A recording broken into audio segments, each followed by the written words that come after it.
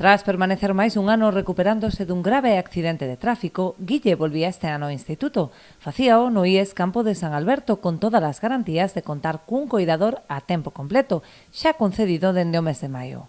Non foi así o primeiro día de clase, tanto o centro como a familia topáronse con que debería compartir este recurso co Colexio da Barquiña.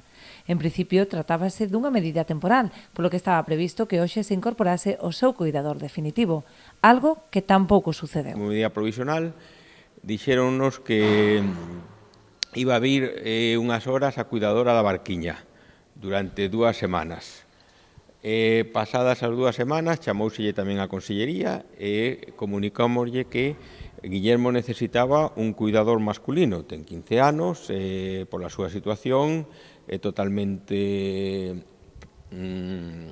visible que o que necesita é un cuidador que sea un home.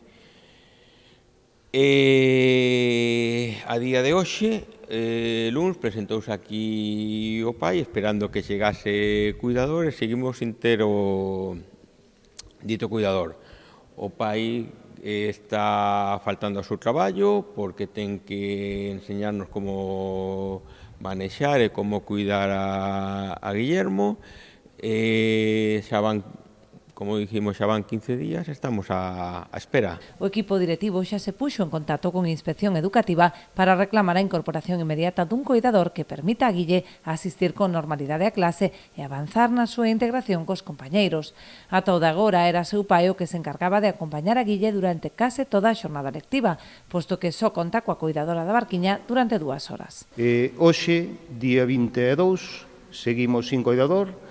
A rapaza agora ten que marchar a facer os outros coidados aos rapaces que ten na Barquiña, que tamén están na mesma situación que nós, e o que non podemos é ter un coidador a tempo parcial, 2 horas que ela agora marcha, eu teño que marchar con o meu fillo para casa.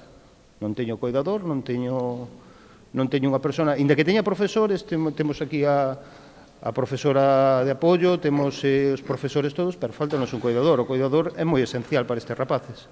E o que non podemos é desvestir un santo para vestir outro. Si en xuño nos prometeron que Guillermo iba a se escolarizar e o día 8 de setembro iba a ter un coidador a tempo completo, seguimos a día 22, xa sabedes. Hoxe temos que marchar para casa e quedaremos na casa hasta que nos manden un coidador. E así será ata que a Consellería de Educación dote o centro dun recurso que por lei lle pertence, garantindo así a plena inclusión de Guille.